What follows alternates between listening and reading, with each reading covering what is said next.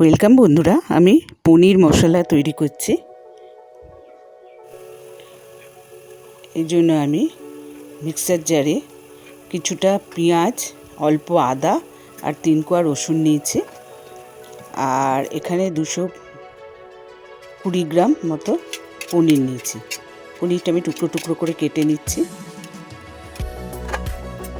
আপনারা স্কিপ না করে দেখতে থাকুন কীভাবে বানাচ্ছি। এবার একটা বাটিতে গরম জল করে নিয়েছি।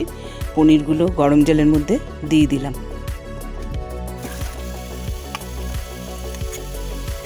এবার যে পেঁয়াজ আদা রসুন নিয়েছিলাম ওর মধ্যে একটা টমেটো কেটে দিয়ে দিয়েছি, ওটা আমি পেস্ট করে নেব। অল্প পেঁয়াজ, অল্প আদা, 3 কোয়া রসুন পেস্ট করব। আর পনিরটা গরম জলে আমার দেওয়া আছে। এবার আমি কড়াই বসিয়ে দিয়েছি, তার মধ্যে সামান্য সরষের তেল দিলাম। তেলটা আমার গরম হচ্ছে।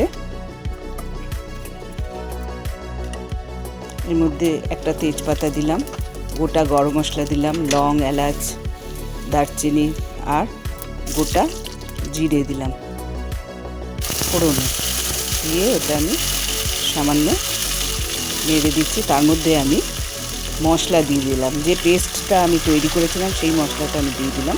সাথে একটু সামান্য জল দিলাম।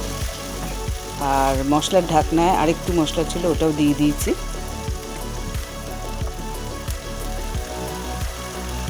দিয়ে আমি ভালো করে মিশাচ্ছি সব। এরপর এর মধ্যে পনির দিয়ে দিলাম। গরম জলে যে পনিরটা ডুবিয়ে রেখেছিলাম সেটা দিয়ে দিয়েছি। দিয়ে এর মধ্যে আমি এখন হলুদ দিলাম, কাশ্মীরি লঙ্কা গুঁড়ো দিলাম, স্বাদ মতো নুন দিলাম আর সামান্য ব্রাউন সুগার দিলাম। দিয়ে আমি সব একসঙ্গে মিশিয়ে নিচ্ছি। সামান্য জল দিলাম মশলাটা যাতে পুড়ে না যায়। ওই যেই বাটিটা গরম জলে আমি পনিরটা রেখেছিলাম সেই মশলাটা দিলাম। এবার এর মধ্যে একটু সামান্য পোস্ত বাটা আর 4টে কাঁচা লঙ্কা পেস্ট করে রেখেছিলাম সেটা দিয়ে দিয়েছি, মটরশুঁটি দিয়ে দিয়েছি। আর দইয়ের মধ্যে অল্প দুধ মিশিয়ে আমি 4 চামচ মতো দই দিয়ে দিয়েছি ওর মধ্যে। দই আর দুধ মিক্সড করে এবার আমি কিছুক্ষণ ঢেকে রেখেছিলাম সামান্য জল দিয়ে। আর ঢাকনাটা খুললাম, খুলে আরেকটু জল দিয়ে দিলাম।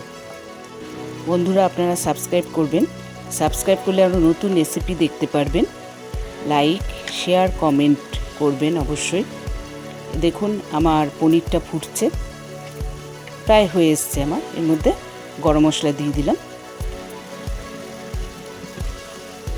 এবার পনিরের রেসিপি আমার তৈরি হয়ে গেছে। গ্যাস বার্নার আমি বন্ধ করে দিয়েছি।